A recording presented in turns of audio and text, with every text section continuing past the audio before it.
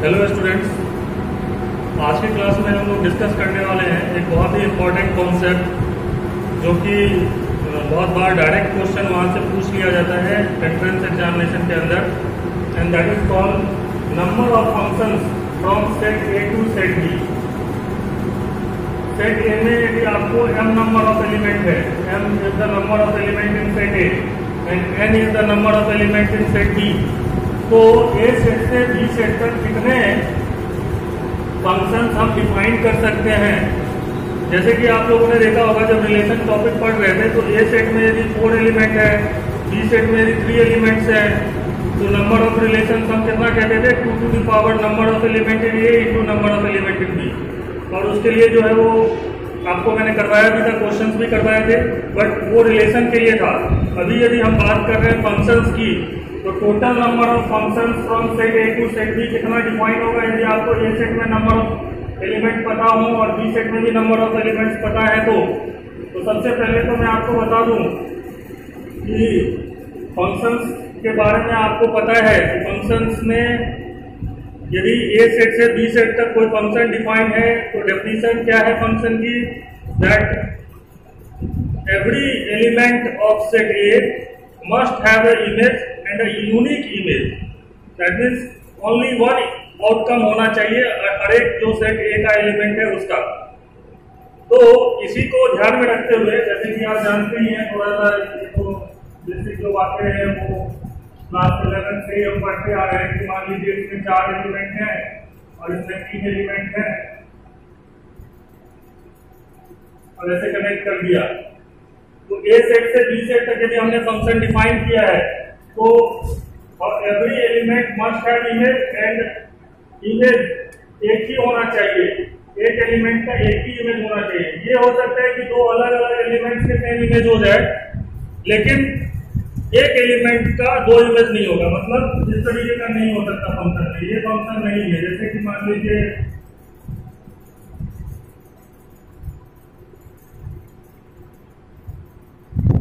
ये फंक्शन का वायलेशन है रूल का, हर एक एलिमेंट का इमेज होना चाहिए, तो यहाँ पर इसका इमेज नहीं है। और एक एलिमेंट के से मान लीजिए इसको मैं इससे कनेक्ट भी कर देता हूँ, तब भी जो है वो ये फंक्शन नहीं है। क्यों? क्योंकि इस एलिमेंट से 2 एरो जा रहा है ना, जो कि फंक्शन का रूल का वायलेशन है।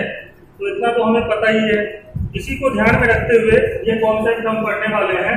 तो कितना फंक्शन हम set A to set B define कर सकते हैं, इसके ही ऊपर आज का डिस्कशन होगा हमारा।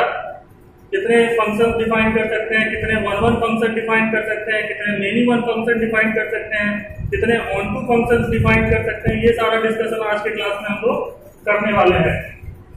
तो सबसे पहले तो यदि मैं इसको ए सेट को लेफ्ट और बी सेट को राइट लिख दूं, तो आप हमेशा याद रखेंगे number of functions from A to B, A set to B set, ये कितना होता है, राइट में जितने नंबर ऑफ एलिमेंट होंगे उसके पावर में लेफ्ट का जो नंबर ऑफ एलिमेंट होगा उसको रख देंगे। इसका मतलब ये होता है कि जैसे इसमें n नंबर ऑफ एलिमेंट हमने सिलेक्ट करे हैं सपोज बी सेट में, दैट इज राइट वाला सेट को हम कोडोमेन कहते हैं, लेफ्ट वाले सेट को डोमेन कहते हैं। कोडोमेन में जितने एलिमेंट हैं, पावर में डोमेन में जितना एलिमेंट है, that is number of element in set B equal to the power number of element in set A.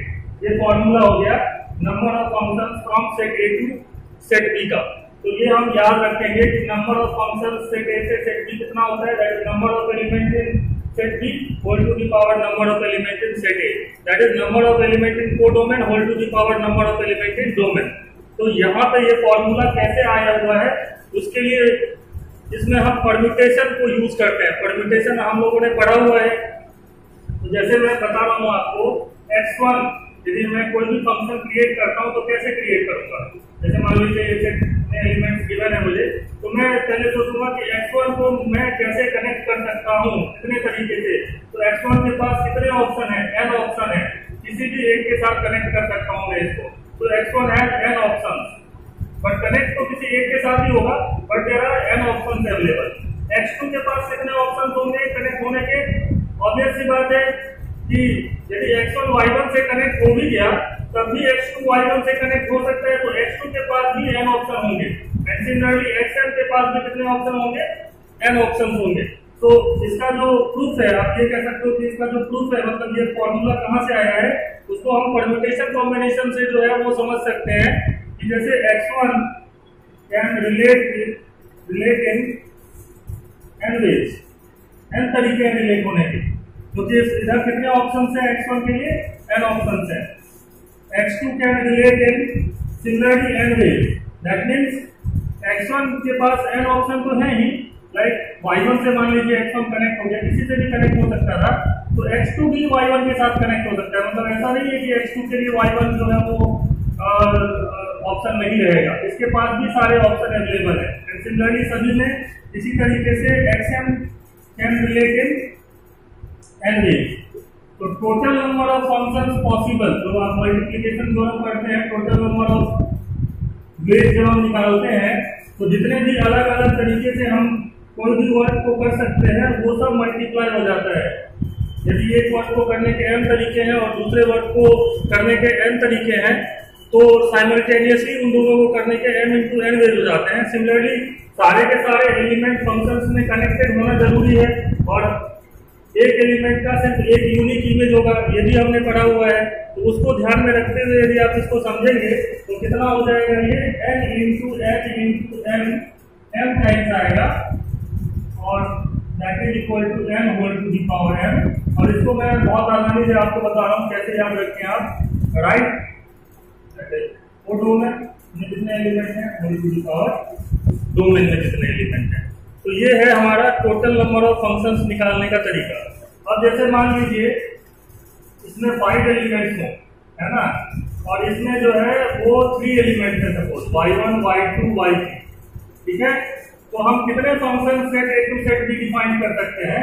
The answer is 3 to the power 5 number of functions from set A to set B।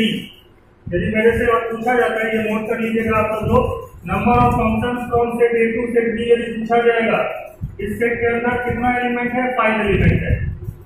अभी क्या बताया मैंने, right, that is number of element in codomain whole to the power number of element in domain. ये formula है number of functions from set A to set B। तो B set में कितने element अभी है, यहाँ पे मैंने कितने लिए हैं? 3, और A सेट में कितना नंबर ऑफ एलिमेंट है? 5। तो 3 टू द पावर 5 हो जाएगा, और 3 टू द पावर 5 कितना होता है? 243 होता है।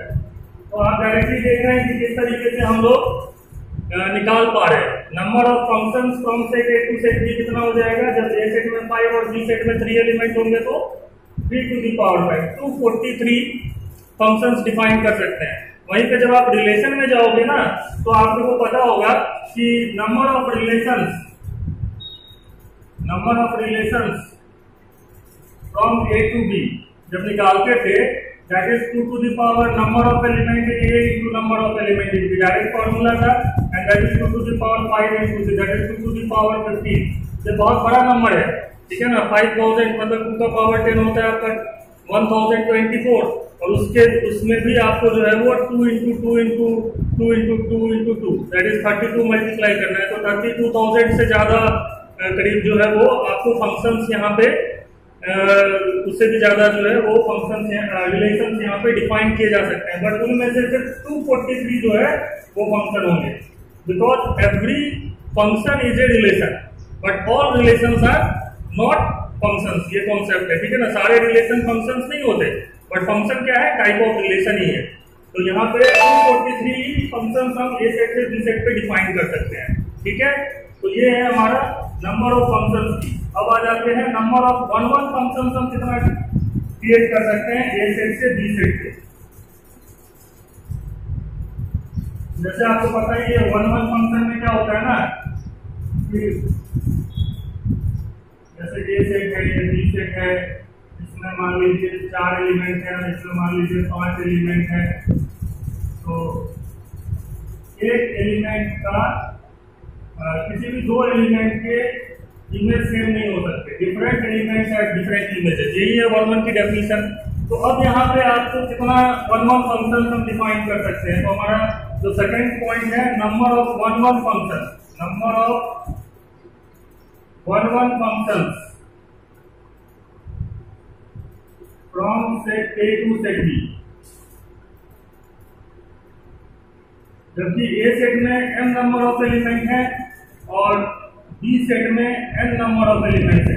दैट मीन्स राइट साइड जो है हमारा सेट बी सेट, उसमें n नंबर ऑफ एलिमेंट है और लेफ्ट साइड में m नंबर ऑफ एलिमेंट है। तो हम कितना वन वन फंक्शन डिफाइन कर सकते हैं, इसकी बात हम लोग यहाँ पे करने वाले हैं। तो ऑब्वियसली बात है, इस बार आप सोचिए x1 के पास कितने तरीके हैं, n वेज है ना, लेकिन x2 के पास n वेज नहीं रहेंगे, क्योंकि x1 यदि y1 से कनेक्ट हो गया, किसी भी एक से कनेक्ट हो गया, तो x2 अब y1 से कनेक्ट नहीं हो सकता, क्योंकि हम किसकी बात कर रहे हैं, वन वन फंक्शन की बात कर रहे हैं।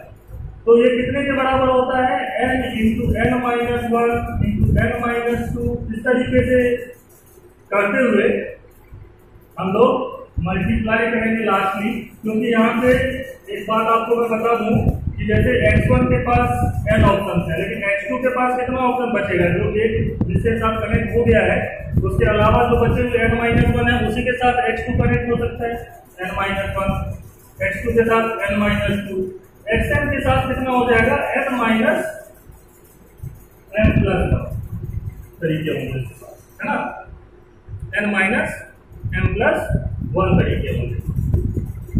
एक चीज मैं और भी बता देता हूं कि इस कंडीशन में जब आप वन वन फंक्शन क्रिएट कर रहे होंगे, तो जो कंडीशन होगी वो ये होगी कि number of element in set A जो है वो हमेशा क्या होना चाहिए, लेस देन होना चाहिए या इक्वल टू होना चाहिए number of element in B के।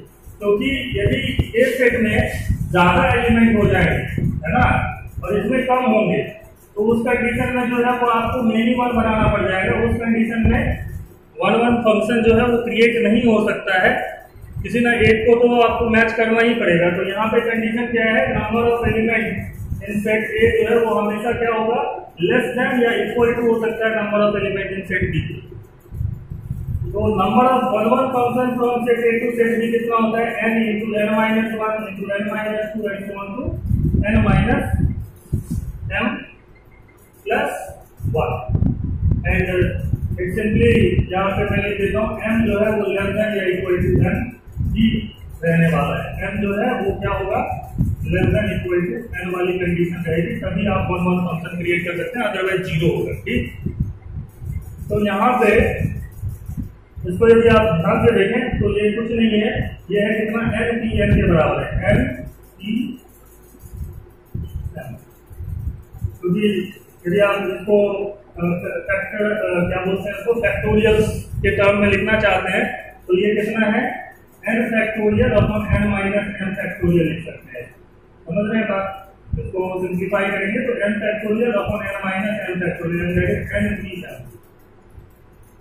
तो फॉर्मूला बन गया, and that is nothing but right p left r p l, ऐसे आप याद रख लीजिए, ठीक है ना, r p l। राइट में जितना नंबर ऑफ एलिमेंट है, परम्यूटेशन उसमें से कितने का, लेफ्ट में जितना है उतने एलिमेंट्स का, that is permutation of l thing out of r thing. तो ये तो हो गया हमारा किसका concept, number of one one functions का। अब यहाँ पे बात आती है कि हम number of many one functions कैसे फाइंड आउट करें।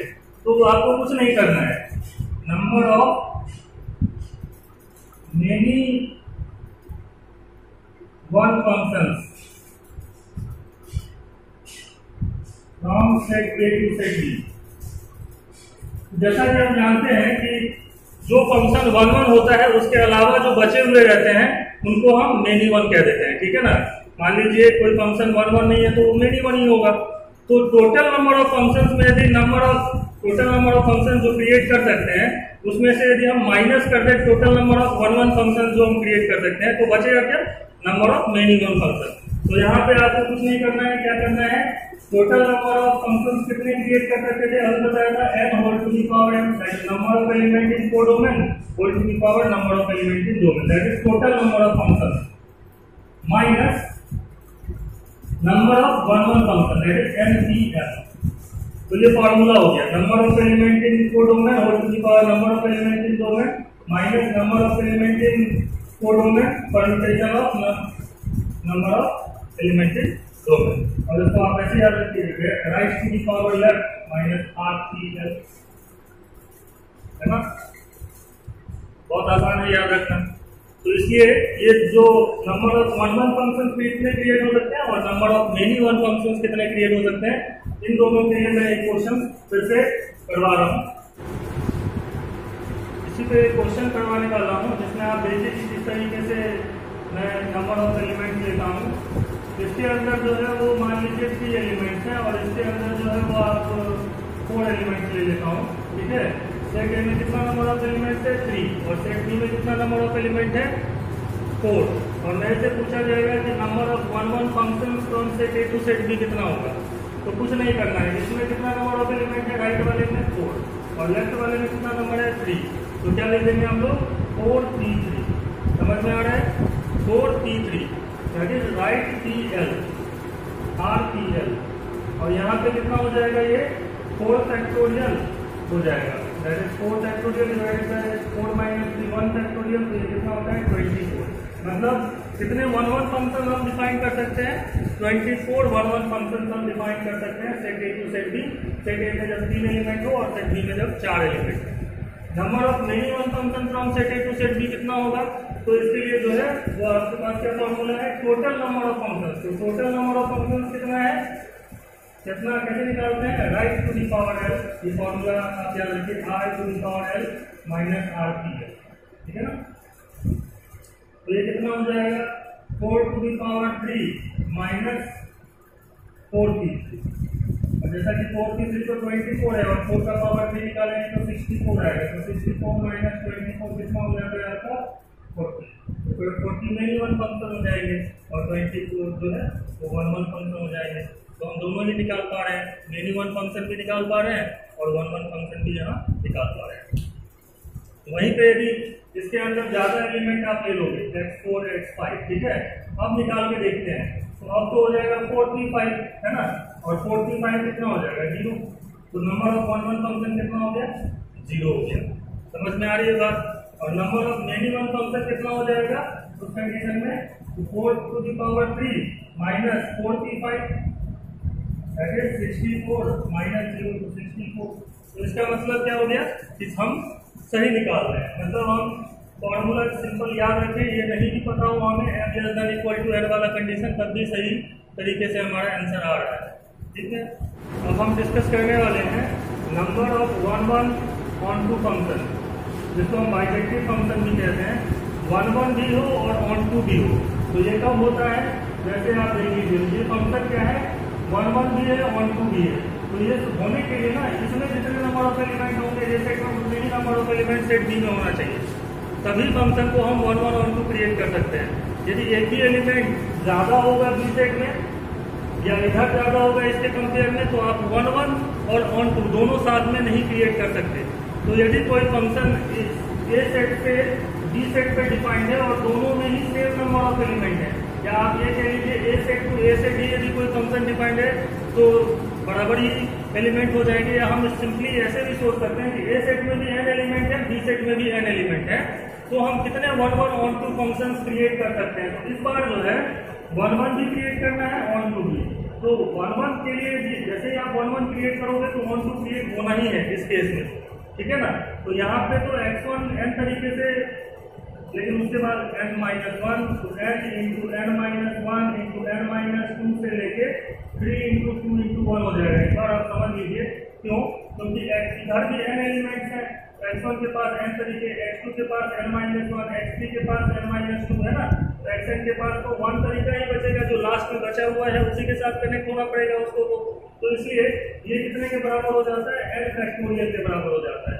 तो यदि हमारे पास एक एग्जाम्पल से समझ सकते हैं आप, यदि सेट ए में 5 एलिमेंट है और सेट बी में भी 5 एलिमेंट है, तो कितने one onto function create कर सकते हो, how many one onto function we can create, that is 5 factorial and that is 120। तो ये तो डायरेक्ट हो गया वन ऑन टू फंक्शन हम क्रिएट कितने कर सकते हैं। देखिए नेक्स्ट कॉन्सेप्ट जो है वो ये है, ये number of onto function from set A to set B. A set से बी सेट के ऊपर कितने ऑन टू फंक्शन हम क्रिएट कर सकते हैं। तो इसका एक डायरेक्ट फॉर्मूला मैं बता रहा हूँ और कॉन्सेप्ट यदि आप यूज करके, ये जो कॉन्सेप्ट है वो है इंक्लूजन एंड एक्सक्लूजन प्रिंसिपल के बेस्ड है। कभी मौका मिलने से इसके ऊपर भी वीडियो लेक्चर बनाऊंगा। लेकिन अभी आप इसको जस्ट याद कर लीजिए कि किस तरीके से हम number of onto functions निकाल सकते हैं। तो इधर जो ए सेट है उसको मैं लेफ्ट बोल रहा हूँ और जो बी सेट है उसको राइट बोल रहा हूँ, ठीक है। तो number of onto function from set A to set B निकालना हो तो कैसे निकालेंगे? Right to the power left, मतलब ये जो टोटल नंबर ऑफ फंक्शंस कैसे निकालते हैं? माइनस, फिर क्या करना है आपको? RC1, कैसे करना है? RC1, मतलब इसमें जितने नंबर ऑफ एलिमेंट है उसमें से एक चूज करना है और बाकी जो बचे हुए एलिमेंट हैं उसमें कितने फंक्शन हम क्रिएट कर सकते हैं? R-1 to the power f, ये माइनस कर देना है। फिर प्लस RC2, एक बार माइनस करना है, दूसरी बार प्लस करना है RC2, और इस बार क्या करना है? R-2 to the power f, जो बचे हुए एलिमेंट है उसमें कितने फंक्शन क्रिएट कर सकते हैं?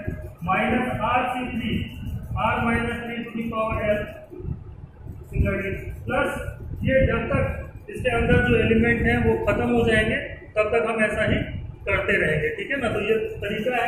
अब जैसे मैं बोल रहा हूँ कि इसके अंदर मान लीजिए लेफ्ट में जो है वो x1, x2, x3, x4, x5 5 element है और इधर जो है वो आपका एलिमेंट है y1, y2, y3 and y4, 4 element है राइट में, ठीक है। तो कैसे निकालोगे आप? इसमें मैं 3 ही एलिमेंट लेता हूँ, इसमें 4 एलिमेंट ले लेता हूँ और इसमें 3 रखता हूँ, थोड़ा आसान रहेगा कैलकुलेशन, ठीक है ना। तो यहाँ पे आप देखिए कैसे निकालेंगे हम लोग? Right to the power left, right में इसमें कितने हैं? 3 और पावर में 4, माइनस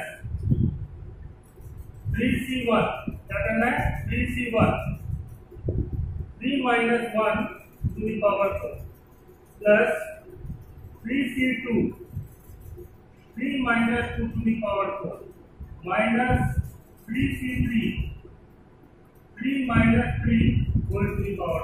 ये तो जीरो ही हो जाएगा, लेकिन फॉर्मूला जो बताया है उसी में डायरेक्टली पुट करना है। 3 का पावर 4 कितना होता है? 81, minus 3C1 that is 3 into 2 to the power 4 16, plus 3C2 किसके बराबर होता है? आपका 3 के बराबर होता है ना। 3C2 इज इक्वल टू 3, तो ये जो है 3 माइनस 2 1 का पावर 4 तो 1 ही होगा, माइनस इधर तो 0 हो जाएगा। तो ये कितना हो गया आपका? 81 इंटू 3, 81 प्लस 3 कितना होता है? 84, माइनस 48, तो बचा कितना? 36। तो 36 ऑन टू फंक्शन होंगे, ये हम निकाल सकते हैं। याद रखिएगा formula total number of function minus RC1 into R-1 to the power l plus RC2 into R-2 to the power l minus RC3 into R-3 to the power l and so on, जब तक वो खत्म ना हो जाए। तो इस तरीके से हम number of onto function from set A to set B निकालते हैं। जहां तक बात है परम्यूटेशन कॉम्बिनेशन को यूज करके भी हम इस क्वेश्चन को कर सकते हैं। तो कैसे करते हैं ग्रुपिंग करते हुए, वो भी उस पर भी मैं बताऊंगा अभी क्वेश्चंस करके, ठीक है। उसी सेम क्वेश्चन को ग्रुपिंग का जो कॉन्सेप्ट हमने परम्यूटेशन कॉम्बिनेशन में क्लास 11 में पढ़ा है उसको यूज करते हुए सॉल्व करते हैं। Number of onto function from set A to set B. Set A में 4 एलिमेंट हैं और सेट बी में 3 एलिमेंट हैं, तो कितने ऑन टू फंक्शन हम set A to set B define कर सकते हैं। एक्चुअली आपको पता होगा ऑन टू फंक्शन में हर एक एलिमेंट जो है इस सेट का वो तो कनेक्ट होना ही चाहिए, फंक्शन की डेफिनेशन है, इधर कोई भी नहीं छूटना चाहिए। इसका मतलब ये चारों को ना इन 3 में डिस्ट्रीब्यूट करने जैसा प्रॉब्लम है। तो हम क्या करते हैं, हमें 4 को ना 3 में डिस्ट्रीब्यूट करना है। तो एक ही पॉसिबिलिटी है कि आप 1 1 और एक को 2 देना पड़ेगा आपको, है ना। जैसे मान लीजिए x1 को y1 से कनेक्ट किया, x2 को y2 को पे, तो x3 x4 दोनों को y3 से कनेक्ट करने के लिए आप तो ऑन टू फंक्शन बन जाएगा। ऐसा नहीं कर सकते कि चारों को ऐसे ही कर दिया, मतलब चारों एक को ही दे दिया। सबको इनको 3 लोगों की तरह समझिए और ये 4 डिफरेंट थिंग्स हैं। तो 4 डिफरेंट थिंग्स को 3 लोगों में कितने तरीके से डिस्ट्रीब्यूशन कर सकते हैं आप, उसका कॉन्सेप्ट हमें पता है। तो number of onto function कितना हो जाएगा? Number of onto function यहाँ पे आप सोच सकते हैं that must be equal to number of ways in which we can distribute 4 different things into 3 persons, and that can be 4 factorial, 1 factorial, 1 factorial, 2 factorial, और एक और 2 फैक्टोरियल यहाँ पे आएगा, क्यों? क्योंकि दो लोगों में इक्वली डिस्ट्रीब्यूशन में 2 फैक्टोरियल से डिवाइड जो होता है याद होगा आपको, इनटू 3 लोगों में जैसे डिवीजन का 3 नंबर्स में डिवीजन का बात हो रहा है, इनको 3 अलग अलग डिफरेंट से आप कर रहे हैं, तो इसलिए इसके बराबर हो जाएगा। और ये कितना हो जाएगा 24, 4 फैक्टोरियल इज 24, 3 फैक्टोरियल कितना होता है 6 डिवाइडेड बाय 1 फैक्टोरियल तो 1 होगा, 2 factorial into 2 factorial that is 4, 2 into 2 4 and that is equal to 4 6 is 24, तो ये कितना आ जाएगा 36। इतना ही आया था पिछले जो मेथड से हमने सॉल्व किया था उसमें भी 36 ही आया था। कभी कभी क्या रहता है कि इसमें नंबर ऑफ एलिमेंट जो है वो कम हो और इसमें ज्यादा हो, उसके केस में आंसर 0 होगा। तो तीन चीजों को 4 लोगों में डिस्ट्रीब्यूट करें जिससे कि सबको कुछ ना कुछ मिले, वो तो 0 ही होगा ना। इसमें तो 3 ही चीजें हैं, आप यदि डिस्ट्रीब्यूट करेंगे भी तो एक तो बच ही जाना है, तो इसलिए onto function number of onto function कितना हो जाएगा 0 हो जाएगा, यदि इसमें नंबर ऑफ एलिमेंट कम होंगे। इसी सेम क्वेश्चन को 3 और 4 लेते हुए यदि आप पिछले जो तरीके मेथड 1 बताया उस फॉर्मूले में भी पुट करेंगे तो आंसर 0 ही आएगा। तो इसलिए टेंशन लेने की जरूरत नहीं है, बट आपको मैं सजेस्ट करूंगा कि हमेशा ये तरीका यूज करिए, क्योंकि इसमें फॉर्मूला याद नहीं रखना पड़ता है, ठीक है ना। पिछले वाले में तो फॉर्मूला है, फिर भी वो आसान फॉर्मूला है, r to the power l minus 1 minus करिए, r minus 1 to the power l कर दीजिए, प्लस करिए, माइनस करिए, इस तरीके से वो फॉर्मूला जो है वो कंप्लीट है। उसको भी आसान तरीका है याद करने का, जो भी तरीका आपको अच्छा लगे यूज कर सकते हैं। यहाँ पे 5 है और यहाँ 3 एलिमेंट है। अब मैं ये दूसरा प्रॉब्लम कर रहा हूँ ऑन टू पे ही, क्या है इसमें 5 एलिमेंट है और इसमें 4 एलिमेंट है। इसको कैसे सॉल्व करेंगे? Number of onto function from set A to set B कैसे निकालेंगे? तो आप देखिए 5 को आपको क्या करना है 3 में डिस्ट्रीब्यूशन करना है। तो एक तो हो गया 1 1 3 करके, ये पहला केस हो सकता है। दूसरा जो है वो पॉसिबिलिटी ये है कि 5 को आप ऐसे भी कर सकते थे 3 लोगों में डिवाइड 1 2 2, है ना। एक तो कर सकते हैं आप 1 1 3 और दूसरा कर सकते हैं 1 2 2। और कोई दूसरा तरीका आप सोचिए क्या है? क्या 5 को डिस्ट्रीब्यूट करने का 3 में, जिससे कि सबके पास कम से कम एक चीज तो रहेगी, ठीक है ना। तो ऐसा आपको नहीं दिखेगा कि इन दोनों के अलावा कोई और केसेस बनेगा, क्योंकि तो यदि मैं इसमें 1 इसमें 4 लेता हूँ तो इसका 0 हो जाएगा, समझ रहे बात। तो 1 1 3 हो सकता है या तो 1 2 2 हो सकता है। 1 1 लेंगे तो 3 आएगा, है ना, तो ये वाला ले लिया, और 1 2 लेंगे तो 2 आएगा, 1 4 लेंगे तो 0 आ जाएगा, तो वो नहीं होना चाहिए, ठीक है। तो ये कितने तरीके से हो सकता है? तो ये इसका नंबर ऑफ वेज हो सकता है 5 factorial 1 factorial 1 factorial 3 factorial 2 factorial into 3 factorial 120/2। तो यहाँ पे 60 ऑन टू फंक्शन इस तरीके के बनेंगे, और इस तरीके के कितने बनेंगे वो निकाल लेंगे 5 फैक्टोरियल 1 फैक्टोरियल 2 फैक्टोरियल 2 फैक्टोरियल, और यहाँ पे भी दो इक्वल डिवीजन हो रहा है 2 में, तो यहाँ पे भी एक 2 फैक्टोरियल और आएगा इनटू 3 फैक्टोरियल। तो ये कितना हो जाएगा आपका 120 डिवाइडेड बाय 2 into 2 into 2, तो 2 to the 4 into 2 8 हो जाएगा, 8 into 6, और ये हो जाएगा कितना 2 4 जा 8 60, डायरेक्टली 850 जा 120 हो रहा था 90 इस तरीके के ग्रुपिंग हो सकते हैं, 60 इस तरीके के ग्रुपिंग हो सकते हैं। तो total number of onto function इस केस में कितना होगा? Total number of onto function हो जाएगा आपका 60 + 90 and that is equal to 150। Same problem को आप चाहें इसी सेम प्रॉब्लम को तो पिछला जो मेथड 1 था उससे भी आप करके एक बार देख लीजिए।